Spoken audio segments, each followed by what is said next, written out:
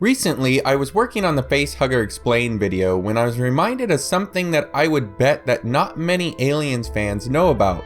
We all know that when a facehugger attaches itself to a host, that it implants them with a xenomorph embryo. Well, if we look at some of the extended universe information, such as the Weyland-Yutani report and the official Aliens magazine, we find out that the facehugger isn't actually placing an embryo into the host.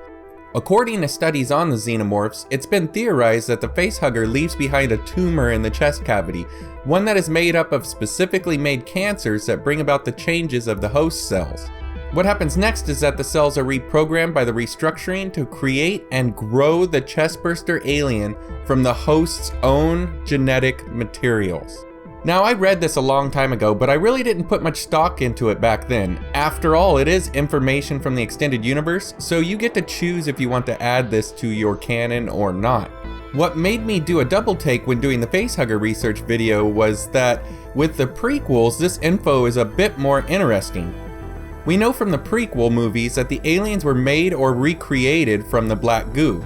I've got a video on just what the black goo is now that we finally know from the Alien Covenant Advent short film.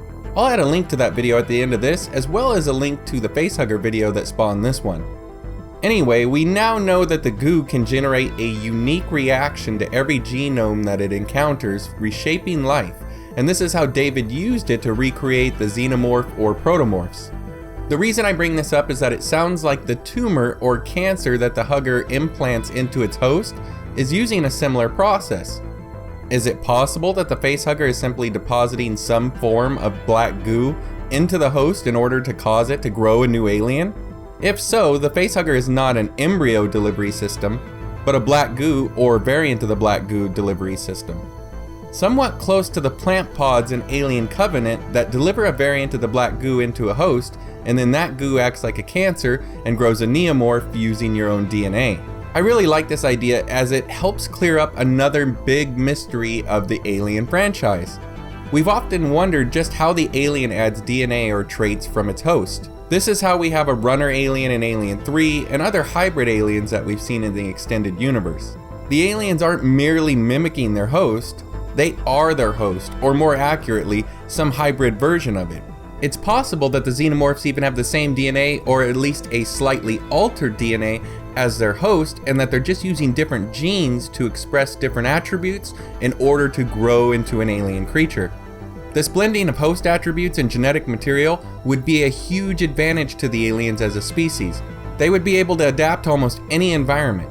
Along with that, the different variants of the species would make most diseases only able to infect certain variants of the alien. We saw in the Aliens Labyrinth comic that I've covered here on the channel that a type of mold was slowly killing an alien hive. It's likely that this mold wouldn't affect all different types of xenos. We've seen here on Earth where a species with no genetic variation is highly subject to extinction when exposed to a threat. The same would apply to aliens out in space living on different planets using different hosts. So what do you guys think of this information? Do you like the idea of huggers depositing embryos or a tumor or cancer into its host instead? If the hugger is using a tumor or cancer, is it derived from the black goo itself?